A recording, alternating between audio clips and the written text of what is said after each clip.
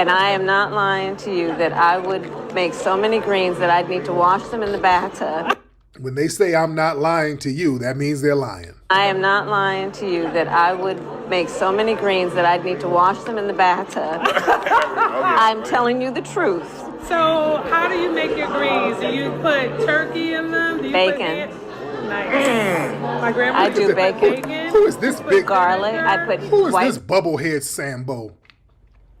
Ooh, my mouth is watering right now. Ooh, bacon. Ooh, no, you didn't. Oh, they're so damn performative. This is so staged and performative. How you make your greens? You put turkey. This all staged. Oh, I hate these Negroes these Democrats. I hate them with a passion. Y'all don't understand. These phony, goofy plantation Negroes. I cannot stand them. God, I can't stand these Negroes. How you make your greens? You use turkey? Sausage? What you put in there? I use bacon. Ooh, I can taste it. Is it turkey bacon? Beef or pork? Pork? Woo, Jesus. Talk to me, sister. Goddamn plantation pickaninnies. Negroes vote for in the coming election? I wouldn't suggest that they vote for any party or either party. I would suggest that the so-called Negroes become politically mature, realize the power that they hold in the field of politics, and then once the person who is running is aware that this man is awakened to the power that he holds, then that person who is running will approach that Negro on a more intelligent plane. As it is right now, most of the Negro leaders sell out to the white politicians for crumbs. And an awakening, a political awakening among Negroes will make it impossible for the present Negro leaders to sell our people out as they've been doing in the past. So you do think Negroes should vote?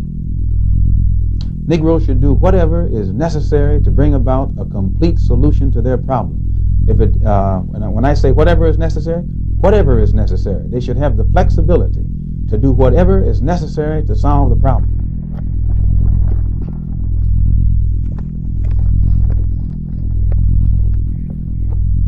There have been no credible reports of specific claims of pets being harmed, injured, or abused by individuals within the immigrant community. Well, I've seen people on television. Let me just say here, this is the people on television say my dog was taken and used for food. So maybe he said that, and maybe that's a good thing to say for a city manager. I'm not taking this from television. But the people I'm on taking it from television the city saying their manager. dog was eaten by the people that went there. Again, the Springfield city manager says there's no evidence of that. Vice President Harris, I'll let you respond. Started. So, Annabelle, what is the story here? Well, Matt and Christy, we want to start out by giving our viewers a warning because the details here in this story are incredibly disturbing. Now, about 3.5 weeks ago, a housing community here in Canton was shocked as neighbors tell us they watched a woman eat a cat. But now they're dealing with a new wave of emotions as they watch body-worn camera footage from that event circulate widely online. And connection to that story in Springfield, the influx of Haitian immigrants 170 miles away. What did you do? You're in the park grabbing up ducks by their neck and cutting their head off and walking off with them and eating them like. Oh, yes, ma'am. I got a question. This is a non-emergency line, correct? Yes, it is. Okay. I'm sitting here. I'm riding on the trail going to my orientation for my job today. And I see a group of Haitian people. There was about 4 of them. They all had geese in their hand. Yeah. You got people being flooded into these cities and they're bringing that third world culture over here. They're doing the same thing they were doing at home. Well, frying bush meat, just doing weird stuff. That's a reality. And they're doing it around our neighborhoods. And we have a right to complain about it. We have a right to say something about it. It's not xenophobic to say, hey, this person who's not from our lineage just ate my pit bull. Damn it. Somebody do something. You know? Pit bulls' lives matter too. Shit. That's the reality of what's happening. We shouldn't be afraid to say nothing about that. Something is happening and they're allowing it. This woman right here she absolutely needs to be removed from any future moderation of a debate. This woman right here needs to be removed from being a moderator from any further debate, because this was the first opponent that Trump had. Trump's first opponent wasn't Kamala Harris. Trump's first opponent was her. And what I found out after doing a little bit of research, and y'all sent me some stuff in my email this morning, I found out that this was her sorority sister. How was that not a conflict of interest? How was that not a conflict of interest that you got your sorority sister as one of the moderators on a left-leaning platform? If I was Trump, I would have never even accepted the debate under these conditions in the first place. This is her sorority sister. How are you going to have her sorority sister, which obviously she's so biased throughout the entire debate? I think that ABC did a horrible job before we even get into the highlights. Woman lied so much last night and she never got fact checked. Yeah, there's fact checking Trump though. Check out this video. Wanted mandatory government buyback programs for assault weapons. Now your campaign says you don't. Tim Walz and I are both gun owners. We're not taking anybody's guns away, so stop with the continuous lying about this stuff. California Senator Kamala Harris says if she becomes president, she will take what her campaign calls executive action to combat gun violence. Upon being elected, I will give the United States Congress 100 days to get their act together and have the courage to pass reasonable gun safety laws. And if they fail to do it, then I will take executive action. We who believe in the freedom to live safe from gun violence. And that's why we will work to pass universal background checks, red flag laws, and an assault weapons ban. It is reasonable to say that weapons of war have no place on the streets of America. And by that, I mean assault weapons. Weapons of war. They were literally designed to be weapons of war. This business about taking everyone's guns away. Tim Walz and I are both gun owners. We're not taking anybody's guns away, so stop with the continuous lying about this stuff. I believe in the Second Amendment, but I also believe we need to renew the assault weapons ban. I'm also in favor of the assault weapons ban. We have 5 million assault weapons on the streets of America, and we have 5 million assault weapons on the streets of America. And assault weapons have been designed to kill a lot of human beings quickly. They are weapons of war, and there is no place for them on a civil society. There's no reason why we have assault weapons on the streets of a civil society. They are weapons of war. They are designed to kill a lot of people quickly. An assault weapon is designed to kill a lot of human beings quickly. We don't have any, we have to get these guns off the street. But I also, I have faith in the American people to know that, that we want to comply with our laws, and that I know that to be true. We want to ban assault weapons, that's and enough. they want to ban. I just want to jump off a cliff. Yeah, but Trump's the liar. Welcome back. Be sure to subscribe and turn on your notifications so you don't miss a video.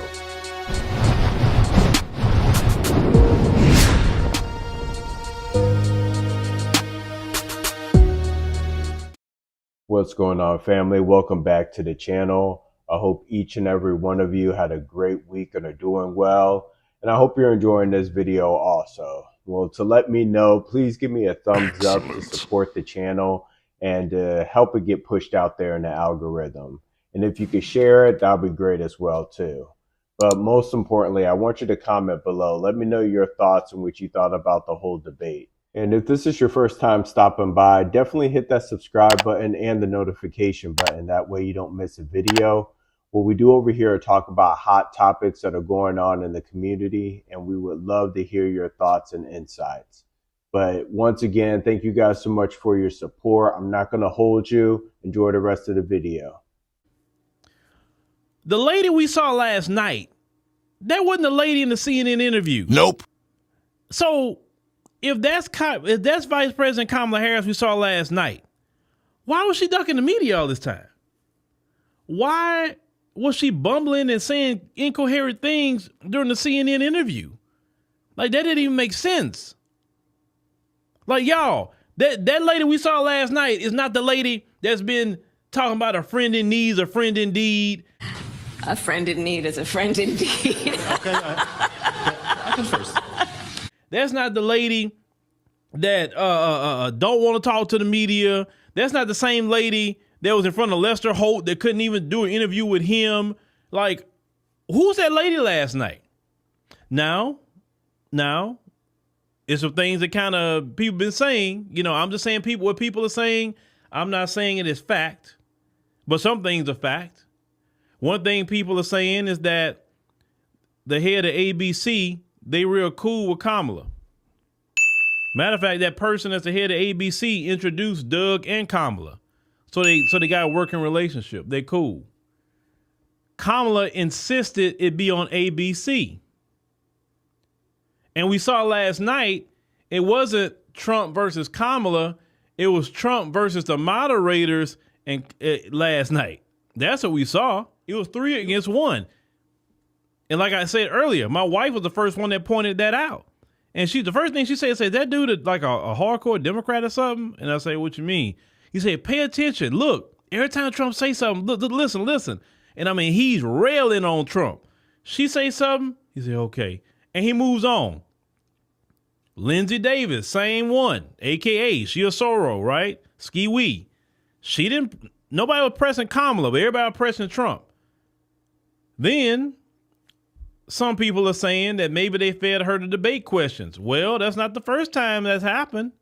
You remember in 2016 with Boule Martin and them and Donna Brazile and all them, they fed questions to Hillary Clinton.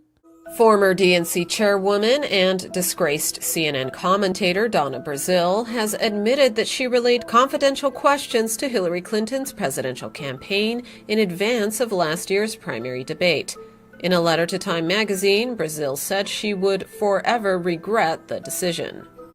That's not the first time they've been fed questions, because she came out a little too, she was walking out here with too much bravado. I said, that's not how that lady be moving. Where'd that come from all of a sudden? And then she had an answer for everything too. It's like nothing, like kind of like, oh shoot, they kind of caught me on something. You notice that? I was trying to figure that out. Now it's also, I can't confirm it, but it's also, some things are being said that her earring that she had on was a Nova earpiece. This is what people are saying. I can't confirm it, but people are saying that was an earpiece and somebody was feeding her the answers. The way these people move, I'm not saying that's what it is. I'm just saying what people are saying. I just know that was a different lady. She was way too confident. She had an answer for everything, even though she really didn't say nothing. She had an answer for everything when she never have an answer for nothing. Next question, please. That's it? That's it. In Springfield, they're eating the dogs, the people that came in. They're eating the cats. They're eating the pets of the people that live there. And this is what's happening in our country, and it's a shame. As far as the rallies are concerned, as far as the reason they go is they like what I say. They want to bring our country back. They want to make America great again. It's a very simple phrase, make America great again. She's destroying this country, and if she becomes president, this country doesn't have a chance of success. Not only success, we'll end up being Venezuela on steroids. I just want to clarify here. You bring up Springfield, Ohio, and ABC News did reach out to the city manager there. He told us there have been no credible reports of specific claims of pets being harmed, injured, or abused by individuals within the immigrant community. Well, I've seen people on television. Let me just say here, this is the people on television say my dog was taken and used for food. So maybe he said that, and maybe that's a good thing to say for a city manager. I'm not taking this from television. But the people I'm on taking it from television the city saying their manager. dog was eaten by the people that went there. Again, the Springfield city manager says there's no evidence of that. Vice President Harris, out. I'll let you respond. Who's getting paid from it? I honestly feel like someone's getting paid from it in the background. You got a bunch of people on a bus getting dropped off at a gas station to come down here. I know a single mom that FaceTimed me this morning at the welfare office that really need something.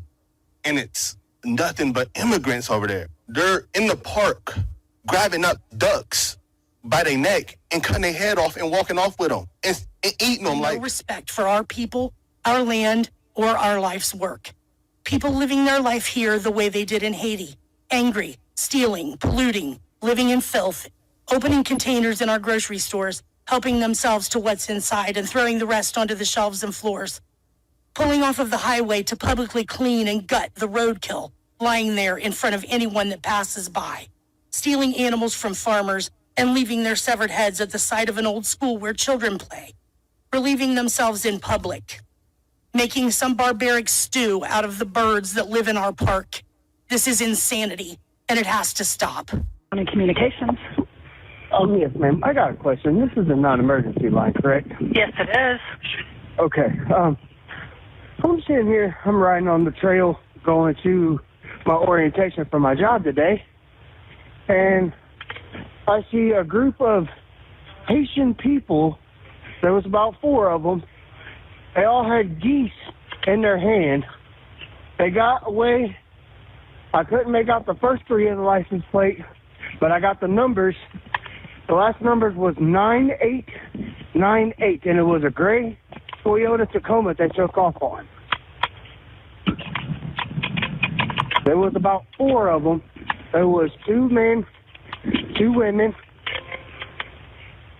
I couldn't tell the age because I'm in a hurry going to this orientation, so I don't get late. What direction did they go? They went up towards the middle of towards downtown. Okay, and what path are you on? Right now, hold on just a second. I'm coming to the intersection of. Give me a second here. It says Water and Warder Street. Water and Warder. Is that the area you saw them? Yes. It was about 2 minutes back behind me. I was trying to get my phone out and trying to make it to this orientation on time. I'm time crunching here. And I saw that. I'm like, yeah, this has got to be reported. So how many geese did they have? They each had 1.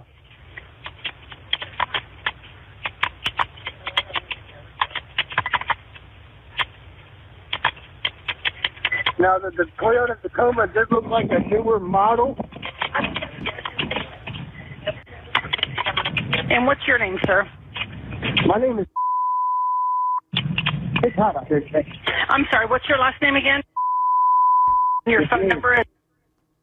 But Kamala and the Democrats would say, oh, the city manager, because he had that David Muir, you might well say he's a Democrat operative. Oh, the city manager says this and that and the third. But yet all these people reporting it at the city council meeting? The question is, are you better off? Trump says that you are worse off. I believe, and a lot of people can look at their finances, look at their bank accounts, look at your repossessions, look at your household, and say, you know what? I may not be better off. Things is a little bit more difficult. I just got evicted, right? 2016 through 2020 was a little bit nicer. The question is, are you better off today versus what you were 3.5 years ago? I was raised as a middle-class kid, and I am...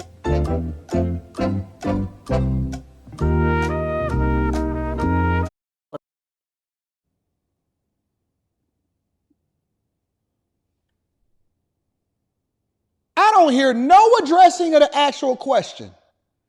Now, when Trump would be asked a question, they made sure that they forced him into a corner like a rabid dog and to get straight into it. And they pressed and they pressed and they fact checked and they falsely fact checked and they did all of that. She did not answer the question at all. It was almost like a script was handed to her to say this and completely deflect away from what it is that. Are we better off today than we were 3.5 years ago? The ambition, the aspirations, the dreams of the American people. We don't care what you imagine. We don't care what you imagine. We would like to know the answer to the question. And if you gonna sit here and tell me that this is not biased, I don't know what else to tell you. We don't care what you imagine. What you got in your head is not relevant. And I just kind of let it play last night because we wanted to hear the full answers and I was looking for the context and we couldn't stop it and really give our thoughts. We had a few minutes in between certain segments. But I was thinking to myself, she didn't even answer the question. What are you talking about? What you imagine in your head? I'm going by what we said over the question is, are we better off today than we were 3.5 years ago? Build what I call an opportunity economy. Because here's the thing.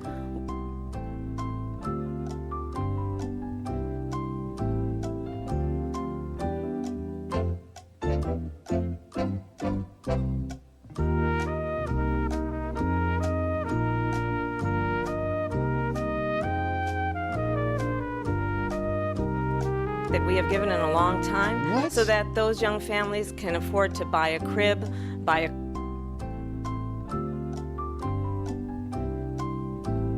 is small businesses. My mother raised my sister and me, but there was a woman who helped raise us. We call her our second mother. She was a What the fuck? What are we talking about?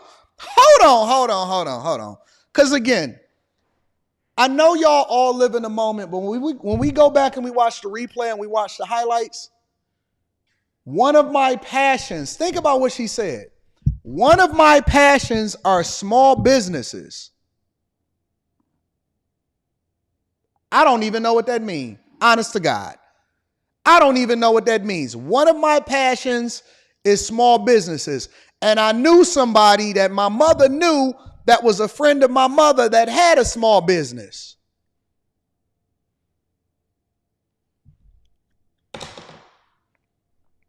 The question is, are we better off today than we was 3.5 years ago? So you know somebody that had a small business, but you never opened up a small business yourself, but your passion is small business and you can imagine a better way forward. What are we talking about? And see, y'all won't give nobody. Y'all will not hold this woman accountable. I don't know what it is. I don't know if she know your daddy and your daddy is on probation and it's a possibility that he can get locked up or what. But y'all don't hold this woman to the fire at all. What do you mean your passion is small business, but you worked in the public sector your entire life? You've never had a job that actually would support small business. Every single dollar that you've ever gotten in your life is based off of the taxpayers. Every one of them. Every single one of them. What do you mean? Answer the question. Your passion is small business? love our small businesses. My plan is to give a $50,000 tax deduction to start up small businesses, knowing they...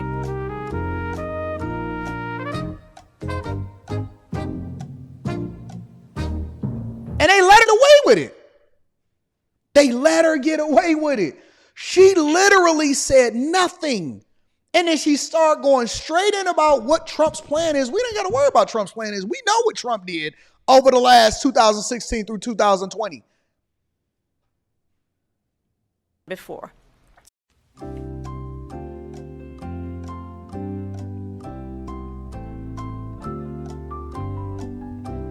My opponent has a plan that I call the Trump's sales tax, which would be a 20...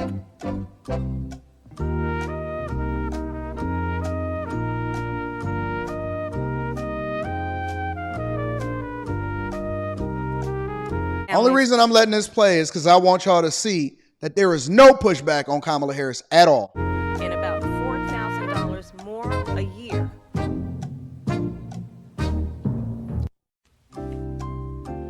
The backs of middle-class people paying for tax cuts for billionaires. President Trump, I'll give you 2 minutes. So she never answered the question. She did a bunch of word salad. She lied. So many different things that we can go through. But let's get back to the highlights. I just wanted to set the precedent of how bad ABC is and how bad she was. But yet y'all are giving her these praises and these accolades, and y'all think that she did so well. How?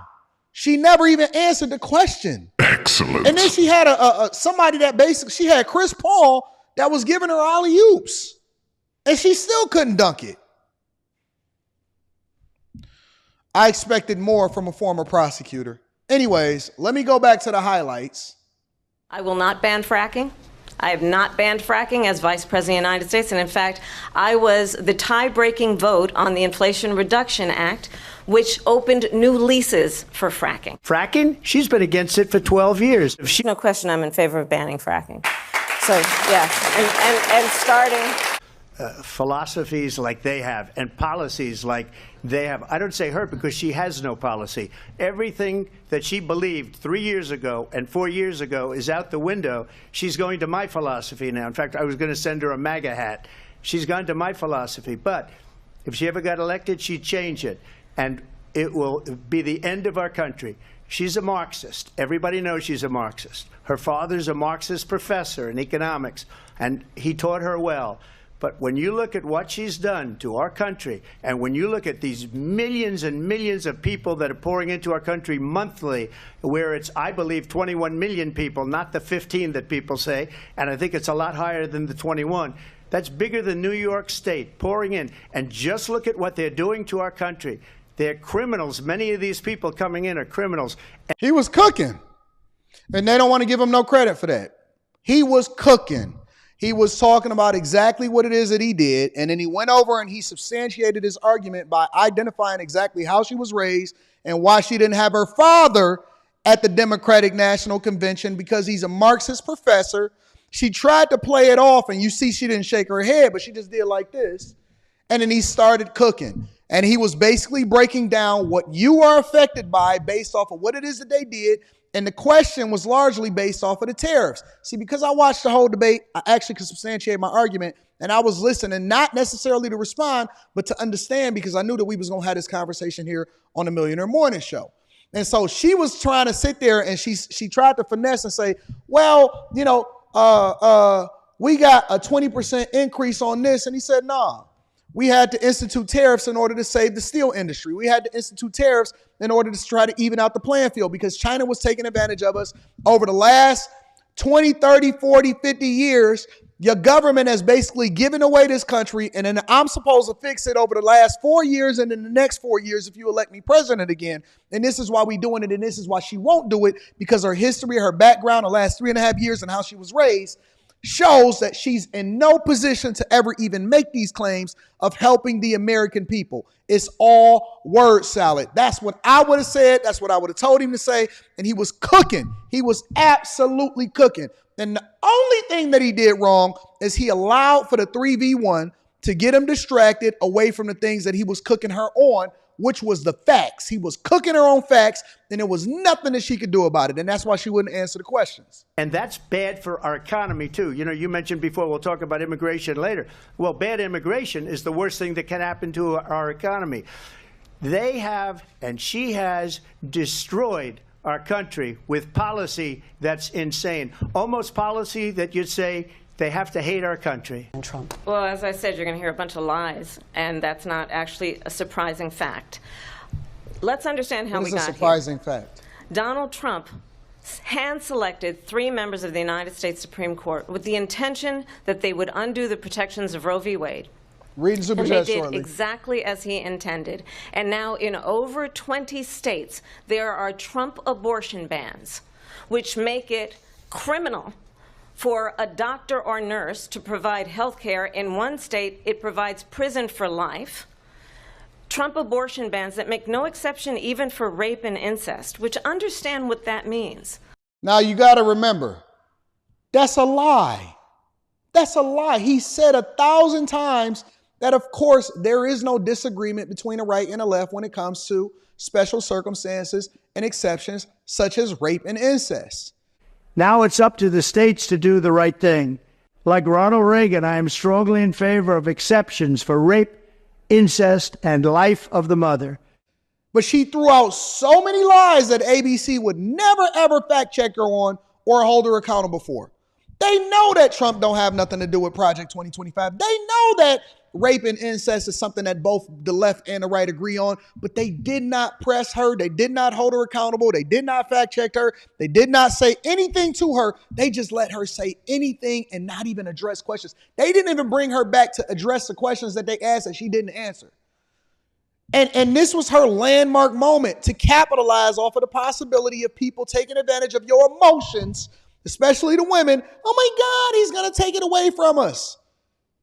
And that is not at all true. And so this is what you got. You got a bunch of people that is basically championing and leapfrogging off of the 3v1, and they didn't hold her accountable. And so what happened was, instead of him staying focused, he started getting on the defense and he started holding her accountable for the things that the moderators should have been doing. Trump had to do the job of the moderators, and that's one of the reasons why you got so little substance between this entire debate, because she was able to say anything and the moderators wasn't holding her accountable. I wonder if that was because her sorority sister was up there with her. A survivor of a crime of violation to their body does not have the right to make a decision about what happens to their body next. That is immoral. And one does not have to abandon their faith or deeply held beliefs to agree. The government, and Donald Trump certainly, should not be telling a woman what to do with her body. I have talked with women around our country. You want to talk about this is what people wanted? Pregnant women who want to carry a pregnancy to term, suffering from a miscarriage, being denied care in an emergency room because the healthcare providers are afraid they might go to jail, and she's bleeding out in a car in the parking lot. She didn't want that. Her husband didn't want that. A 12 or 13-year-old survivor of incest being forced to carry a pregnancy to term. Again, and she's playing on people's emotions. Why? Because it's something that's not true. It's not even something that both they disagree on. But he held his frame and he stayed focused. It's not even something that they disagree on. Both the left and the right. And he pointed this out in the facts. He said, listen, don't nobody disagree with the fact that there are special circumstances and exceptions. 100%. But y'all let her play on their emotions, and the moderators didn't do their job in fact checking and holding her accountable. But here we go. So I think you've heard tonight two very different visions for our country. One that is focused on the future, and the other that is focused on the past, and an attempt to take us backward. But we're not going back. And I do believe that the American people know we all have so much more in common than what separates us. And we can chart a new way forward. And a vision of that includes having a plan, understanding the aspirations, the dreams, the hopes, the ambition of the American people, which is why I intend to create an opportunity economy, investing in small businesses, in new families, in what we can do around protecting seniors, what we can do that is about giving hardworking folks a break and bringing down the cost of living. I will be a president that will protect our fundamental rights and freedoms, including the right of a woman to make decisions about her own body and not have her government tell her what to do. Now, Vice President, I've only had one client, the people. And I'll tell you, as a prosecutor, I never asked a victim or a witness, are you a Republican or a Democrat? The only thing I ever asked them, are you okay? And that's the kind of president we need right now. Someone who cares about you and is not putting themselves first. I intend to be a president for all Americans and focus on what we can do over the next 10 and 20 years to build back up our country by investing right now in you, the American people. Vice President Harris, thank you. President Trump? Finish her! So she just started by saying she's going to do this, she's going to do that, she's going to do all these wonderful things. Why hasn't she done it? She's been there for 3.5 years. They've had 3.5 years to fix the border. They've had 3.5 years to create jobs and all the things we talked about. Why hasn't she done it? She should leave right now, go down to that beautiful White House, go to the Capitol, get everyone together and do the things you want to do, but you haven't done it and you won't do it. Flawless victory. Excellent. Be sure to like the video to support the channel. And definitely share your experiences and insights in the comment section. Subscribe and turn on your notifications so we don't miss you.